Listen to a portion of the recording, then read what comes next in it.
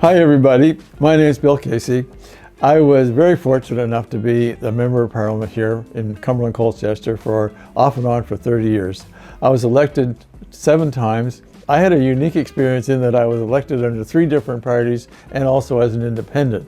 I served under 6 prime ministers. I had 9 political leaders, 10 counting myself when I was an independent. And the Library of Parliament tells me I'm the only one to ever do that, so it's kind of unique. I'd love to share some of my stories with you. I've often thought about writing a book. I never did it, but I'm putting it together now. And as a start, I'm going to do some videos to tell you some of the stories of the experiences I've had over the 30 years off and on in politics. And this is a great way to do it. Okay, for this message, I'm just going to run through a list. It's just a list of titles of the subjects I would like to share with you in future videos. And I think they're really interesting. I hope you do too. But first of all, one thing, many people know I voted against the government once, but I voted against the government a number of times, and I'd like to tell those stories. I voted altogether 2,000 times during my career, and I only remember 3, and those are the ones where I voted against the party. And 2 of them, I paid a penalty, but one of them actually I came ahead on, which was a surprise. You might be interested to hear that. You might be interested to hear the first time I heard a man say, "I am a gay man." I'll never forget it. You might be interested to hear how the Acadian village of Beaubassin was actually saved by the Prime Minister of Canada when I was in opposition. He personally intervened. It's a little Acadian village outside of Amherst. It's now a National Historic Site. They found 53 foundations of buildings that were burned down in 1750. 7,000 artifacts, absolutely incredible. One year I went to Africa with the speaker to go to other parliaments in Africa and compare notes. And while I was there, I saw a prison with a number 1792, the year 1792, over the door of the prison. This is where slaves were kept until ships came and brought them to North America. And when I came back, I don't know how I happened to learn it, but in the same year, 1792, 15 boatloads of slaves from North America went back to Africa to create the new country of Sierra Leone. So it absolutely amazed me that in 1792 there were slaves coming to North America and slaves going back to Africa. I'd like to tell that story. I'd like to tell you how important and how productive private members' bills are. Private members like me, a backbencher, can write a private member's bill which can really change things. I had a private member's bill go through to create brain tumor registry in Canada. Canada didn't have one, most countries do. And it was driven by people in the riding who had experienced brain tumors and asked if there's anything I could do, and I didn't know what I could do, but we found a way to help. By talking to neurologists and doctors, they said we need a brain tumor registry. So a private member's bill made that dream come true, and so proud of that. And also, I did a private member's bill on the repatriation of Indigenous artifacts. Indigenous peoples want their artifacts back. Now they have a way to get them back. This was just to help. It doesn't solve the whole problem, but it helps.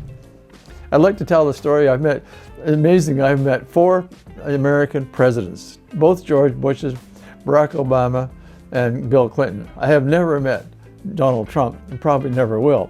But it was awfully interesting to meet these 4 people and be able to say I met them. It wasn't a long meeting, but it was interesting. I'd like to talk about political will and how important political will is. It overrides all the rules. It overrides everything if you want to get a project to go ahead. I want to tell you about my 3 rules of government. I'm not going to tell you what they are, it's a secret.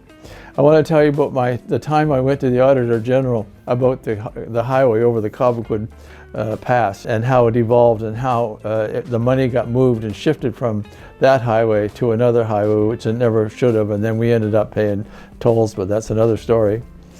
I'd like to tell you about the time MP Peter Stauffer and Sergeant-at-Arms Kevin Vickers climbed up on the top of the Parliament building, took the flag down that was flying on the top of the Parliament building, and packaged it up in a wood case and gave it to me at the same time that I was announcing my resignation.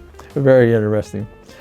The school bus story. After I voted against the government, I was thrown out of the Conservative Party of Canada. I was evicted from the party, and I didn't know whether people would agree with it or not agree with it. But one day, a school bus sent me a message, and I'll never forget it. I'd like to tell you the school bus story. I really believe in democracy is not a democracy unless we have a free press. I really believe in our Canadian system of parliament. It's the best in the world. It works really, really well, no matter what you hear, no matter what you say. The system works well because every member of parliament across the country sits in the same room every single day during question period and every time there's a vote, and everybody has access to the leaders just by walking across the floor or just turning next to you and talking to the ministers. I have so many more things to talk about. I had an incredible experience in foreign affairs. Joe Clark made me the foreign affairs critic for the party at the time. I met with the King of Jordan, and lo and behold, we both had the same old car. I'm the only one, he's the only one that has the same car that I have, that I know of. And it made for an interesting discussion. But he and I have had a relationship since then, but it was all based on the old car more than anything. I had the pleasure to meet with Shimon Peres, Israeli foreign minister, 7 times. I hoped to meet with him again, but it didn't happen. I met with Prime Minister Netanyahu, and mostly he wanted to let everybody know he was wearing a pistol. And I had dinner with President Arafat, and that's an interesting story.